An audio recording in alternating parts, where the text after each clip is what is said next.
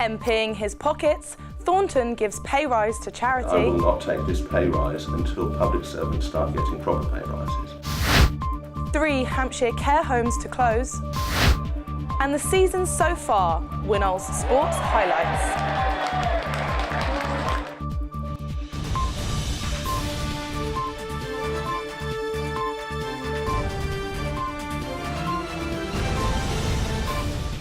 Hello and welcome to Winchester News Online. I'm Christina Michaels. Eastleigh MP Mike Thornton has declared that he will not accept a pay rise until his constituents receive the same. The news follows the Independent Parliamentary Standards Authority's announcement that MPs are to be paid 11% more than they currently are. Nadine Forshaw has the exclusive interview. So we're in this time of austerity, but the IPSA has just announced that MPs, such as yourself, are going to be receiving a pay increase of 11%, when the average worker is receiving a pay increase of 1%, or even in some cases absolutely nothing. Do you think this is justified? I've said I will not take this pay rise until public servants start getting proper pay rises. So I'll take the 1% that people are getting, and that's it. Just as currently my Eastleigh Borough Council allowance is all going to the Mayor's charities straight from the Borough Council's payroll department into the Mayor's charities and never goes near my account. In the same way I'll pay any excess over 1% pay rise to the Mayor's charities in Eastleigh, because that's where I live, until things get back to normal.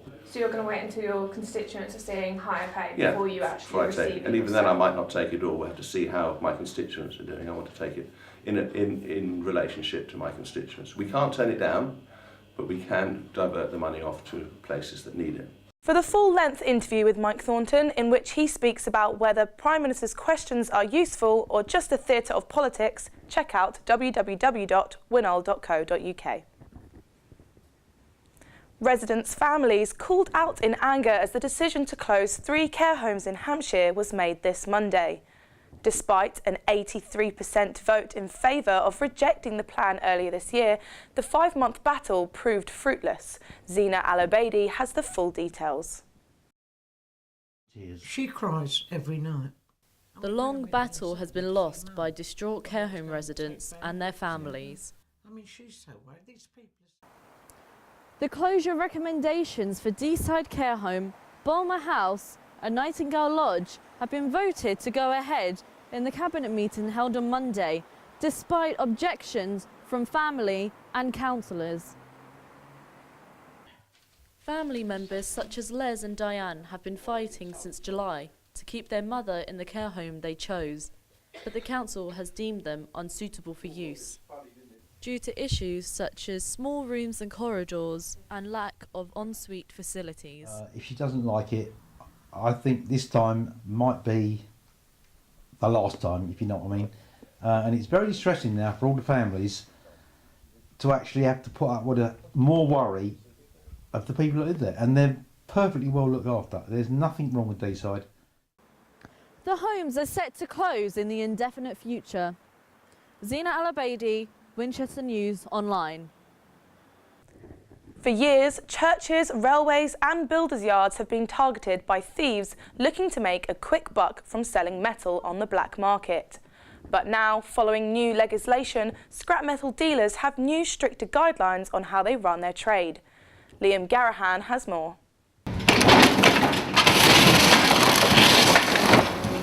The new Scrap Metal Act, dubbed Operation Tornado, requires dealers to have a licence to sell scrap metal, to no longer deal in cash, and to ask for photo ID from the seller.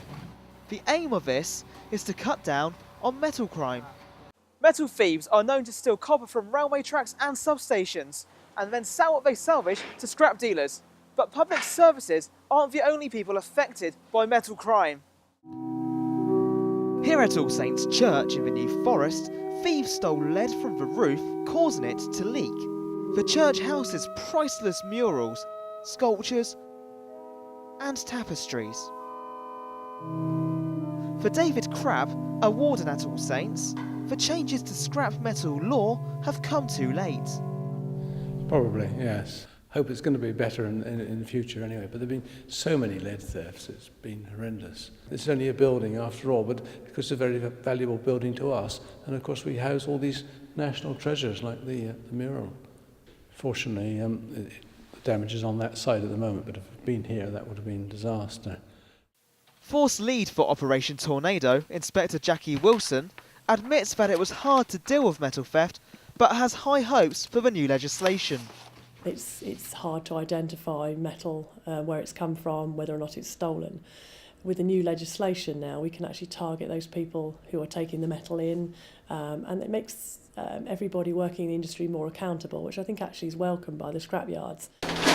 Police have been running checks on scrap dealers during December to ensure that they are operating with a licence. Liam Garahan, Winchester News Online. The West Midlands Police and Crime Commissioner has criticised his own job. But the police bosses, whose role is intended to make police forces run more effectively, don't all agree. Hampshire's Commissioner Simon Hayes admits it's been a challenge, but that the public are getting more for their money with the new role. Matt Spencer has the full story. 1 year on, police and crime commissioners across the UK are celebrating the anniversary since the first election, but some individuals are questioning whether it will be the last. In response to negative comments, Home Secretary Theresa May has admitted problems with the model, with one police and crime commissioner speaking out against the benefits of the role.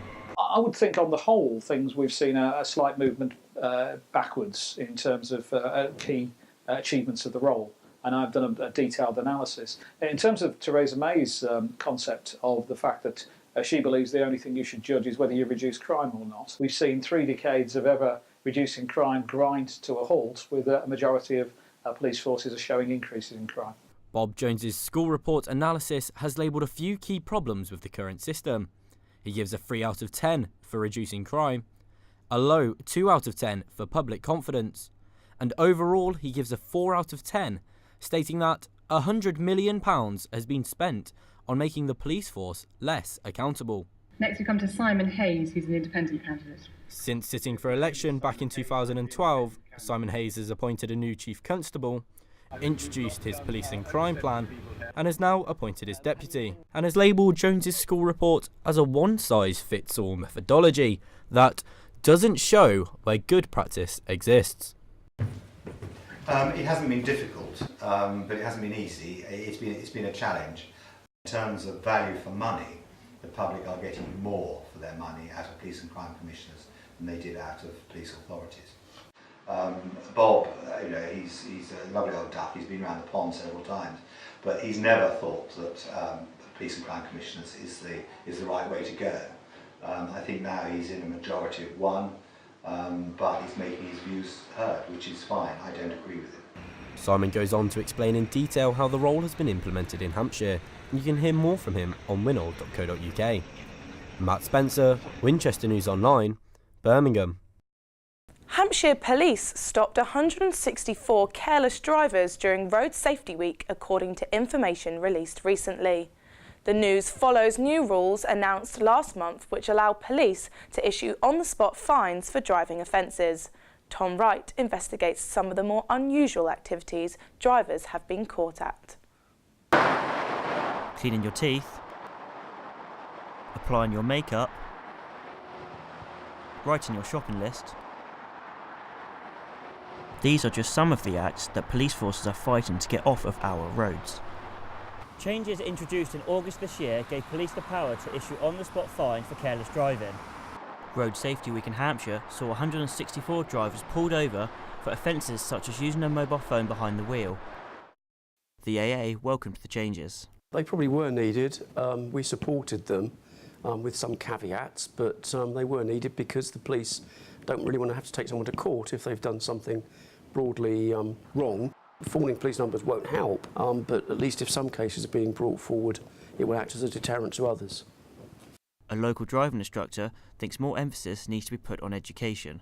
I don't think the new penalties for careless driving are adequate.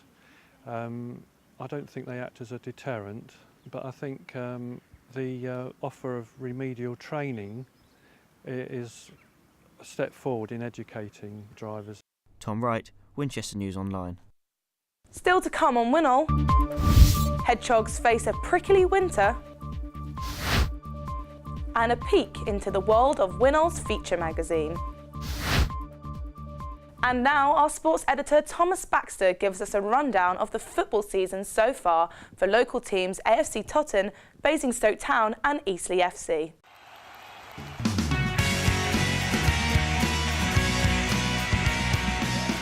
At the start of October, Eastleigh were held to a 1-1 home draw by Concord Rangers. The visitors scored the first goal and Jai Reason equalised for Eastleigh. It was the first time that the Spitfires had dropped points in 6 league games. Later in the month, AFC Totton played out a hard-fought draw with Arsley Town. The goals came from Ryan Hill and Luke Roberts for Totton and Arsley's Martel Powell and Stuart Farrell.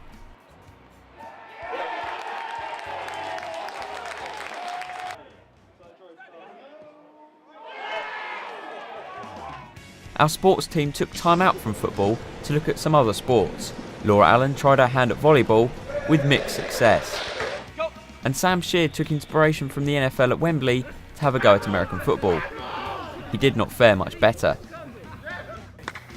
I joined up with the Winchester Silverbacks, Winchester University's brand new American football team.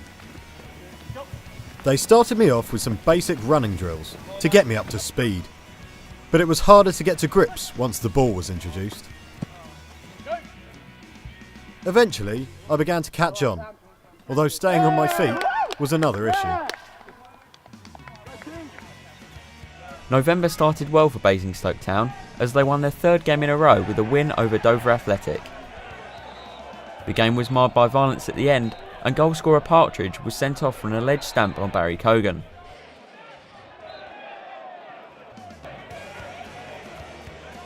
Two weeks later, Basingstoke Town progressed to the 3rd qualifying round of the FA Trophy with a 3-1 win over Hampton and Richmond.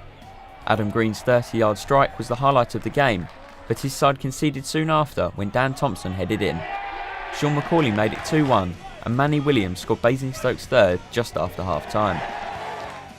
On the same day, AFC Totton's poor run of form continued with a 5-0 home defeat at the hands of Hitchin Town. The visitors scored 3 goals in the first 22 minutes. Simon Martin netted the first, following a mistake from Tottenham's goalkeeper. Debut man Kim Forsyth made it 2-0, and Stuart Pearson scored the 3rd with a header from a free kick. In the second half, Dan Webb scored the 4th goal, and Hitchin's captain Callum Donnelly wrapped up the victory with a well-taken finish in the 90th minute. At the start of December, Tottenham lost heavily at home once again, this time against Biggleswade Town. Tottenham took an early lead, but were dominated for the rest of the game. The best of Biggleswade's goals came from Sam Reed, Brett Donnelly and Lee Allinson. Tottenham will face relegation rivals St Neots Town on the 21st of December in a crunch clash, which could shape both clubs' seasons. Thomas Baxter, Winchester News Online.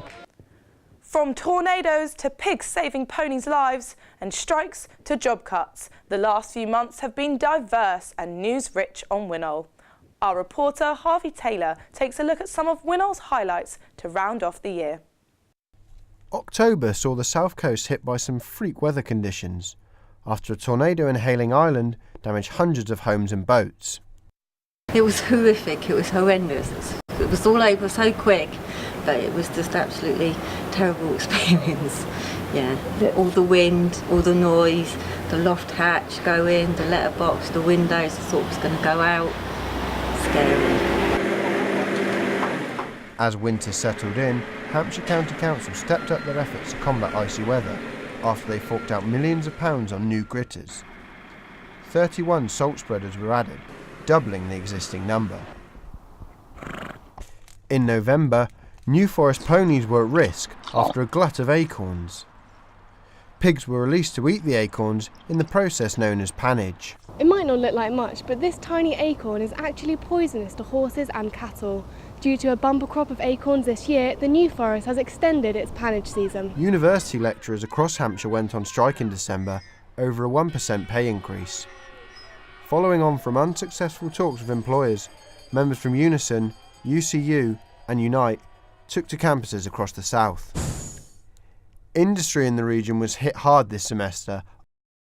Portsmouth Dockyards saw 940 workers lose their jobs after BAE Systems announced it would cease shipbuilding in the city. The next day, Polymera Europa announced it would close its factory in Hythe near Southampton, meaning around 300 jobs would be lost by the start of 2014. A bad week for industry in the South ended, with 94 cuts at Zurich Insurance's Hampshire office, taking the total number of cuts to 1,334. However, that may not be all, with Hampshire County Council having proposed plans to cut 1,000 jobs in an attempt to save around £90 million by 2015. In 1935, there were as many as 35 million hedgehogs in the wild, but now the population is just closer to 1 million. Following a long and hot summer, our spiny friends are having a pricklier than average year, and the hedgehog population is suffering even more.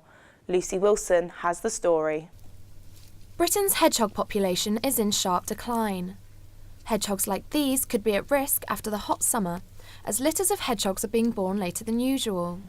It means they're too small and have too little body fat to survive hibernation. While animals usually have their babies in summer, milder temperatures can push this back. Here at Hart Wildlife Rescue in Hampshire, Lauren helps run a hedgehog hospital caring for hundreds of hedgehogs. It's a big issue, not having enough body weight. We see a lot of them, coming in very weak and skinny, so they need, fattening up to survive. So they do struggle. We see a lot of hedgehogs that are struggling.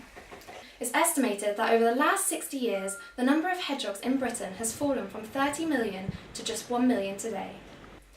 If you see a hedgehog out and about in the daytime, it's likely that it needs help, so make sure to contact your local wildlife rescue centre. Lucy Wilson, Winchester News Online, Alton. And finally, skydiving, film, fashion and more from our brand new Features magazine. Emma Hofberg gives us the lowdown on everything included in Here and Now. Winol's many magazines have combined to make Here and Now magazine. You can find all our new improved content there, including makeup tutorials, gift lists, styling tips from the fashion section, and don't miss out on our Philosophical Style special. In arts, we have Harry Parkhill's film reviews. Let's take a look. Well, the worst is undeniably Battlefield Earth. To me, the best space movie ever is Stanley Kubrick's pensive but masterful 1968 film 2001: A Space Odyssey. But it's not just film from us. You will find our theater and performance reviews, top books, and interviews. Come fly with us and travel where we've been skydiving indoors.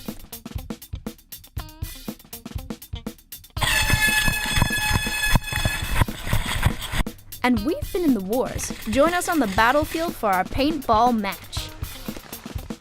For something a little more laid back, you can read our travel roundups and adventure diaries.